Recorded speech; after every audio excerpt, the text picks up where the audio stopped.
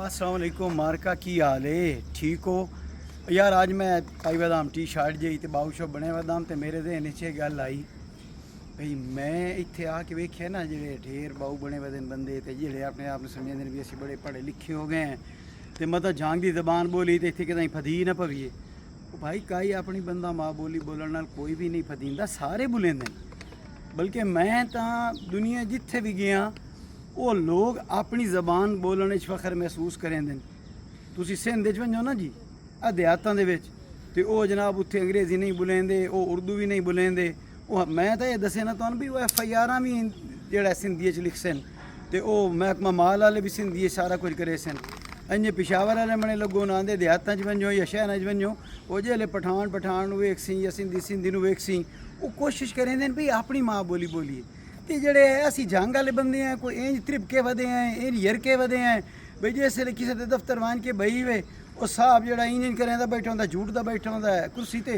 ते वो इंज मालूम होंगे भी वो मैं पंजाबी बोल ली जंग की जबान बोल ली तो इंज मालूम होना जिमें उन्होंने कहीं दो हत्थड़ वो उलथे दो मार लैन। भाई ये गल काई नहीं होंगी। तो यह कपड़िया के पेंटा के जोड़ा ना आवन के नाल बंदे की माँ बोली किदा ही नहीं बहती तो ना माँ बोली दे बोलन नाल तुहाडी कोई शान पे घटदी होंदी है, कोई मसला ही नहीं होंदा। बाकी जिथे तुहानूं मौका लगे उत्थे लाजमी तौर ते तुहानूं चाहिदा बल्कि बई तुसी अपनी माँ बोली दा उत्थे करो बई उत्थे उहनूं समझाओ लोगों नूं भी या बोल के विखाओ या जिवें भी तुहाडे अमल तो समझ आवे बई तुसी जिहड़ा ना बल्कि लोग की पुछन बई तुसी किदू दे हो भाई ये किहड़ी बंदा जुबान बोलेंदा पिया। मैं 2015 दे विच तुर्की गया उत्थे उन्होंने मेरी बोली दी समझ कर नहीं आनी। मैं पंजाबी तो उन्होंने आख ना सकता भी मैनू 5 रुपये की बर्फी चाह दो तो उत्थे बन के मैं के काम किया उत्थे मेरी जबान जी उन्होंने काम ना आई मेरे जंग वाला कल्चर आया। उत्थे हूँ इंज आए भी वो इस्तंबुल दे विच ना जी बादशाहों का महल लेन तो उस बादशाहों के महल में नीवे तो उत्थे वो बादशाह वाले बाने जै पा के बंदे खलोते होंगे तो वह 20 लीरे लै लेंदे बंदे कोलों भाई सिर्फ नाल खलो तो फोटो छिकावन का बई वो तुस दस सको बंदे आके भी यार तुम हूँ मेरे फोटो तले भेदे पे हो वो मैं भी बादशाह बने बैठा बड़ी पाक शक बनाई बैठा तुर्की वाला वो भी गल ठीक है। लेकिन ये भी भी लीरे दे के जरा तुस फोटो बनवाना है वो बेहतर ये नहीं बई जे तुसी अपने आप नूं जेड़ा ना वो किसी होर रंग जेड़ा ना लैओ अपना कल्चर उन्होंने विखाओ अपनी जबान उन्होंने जबान तो चलो वो नहीं समझते कल्चर तो विखेंदे। मैं की कीता भी मैं उत्थे वाई के बाकी तरस दे वदे बंदे भी रीरे दे के फोटो बनवाइंदे वदे उन्होंने नाल मैं भी एक दिहाड़े जनाब एक लुंगी च थी उत्तू पाया चोला नाल गतिया खुस्सा तो उस तो बाद जेड़ा ना जी मैं चुप करके पगड़ी बांध के ते तोप कपी माल देर भाग गई। वे बंदे जेड़े लगे वदे आने इस गल ते कि जी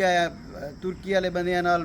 पैसे दे के ते बाणे जेड़े ना उन्होंने बादशाह वाले विखा के ते फोटो छिकावी वो हुण मैनू वेदे नाल आखें जी या सुल्तान ओदी अंग्रेज़ी तो अंग्रेज़ जिन्होंने वास्ते बंदे तरसते वदे आन भाई ये साढ़े नाल फोटो छिकावें वो मैं इधर भजन भाई यह जनाब बंदा जो ना कोई बादशाह आया वदा तो खैर वो तुम आ फोटो वेदे पाओ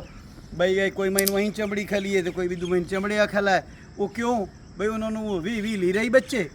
तो उन्होंने एक बादशाह नाल खलोण का मौका ही लग गया। तो मेरा सोना गल ये बई जिथे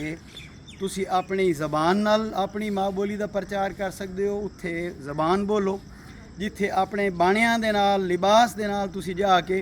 किसी नूं विखा सकते हो भी यह साडा जनाब कल्चर है यह साडा रंग ढंग है उत्थे तुसी वो विखाओ अपनी शराफत नाल अपनी जबान नाल अपनी बोली नाल अपने किरदार नाल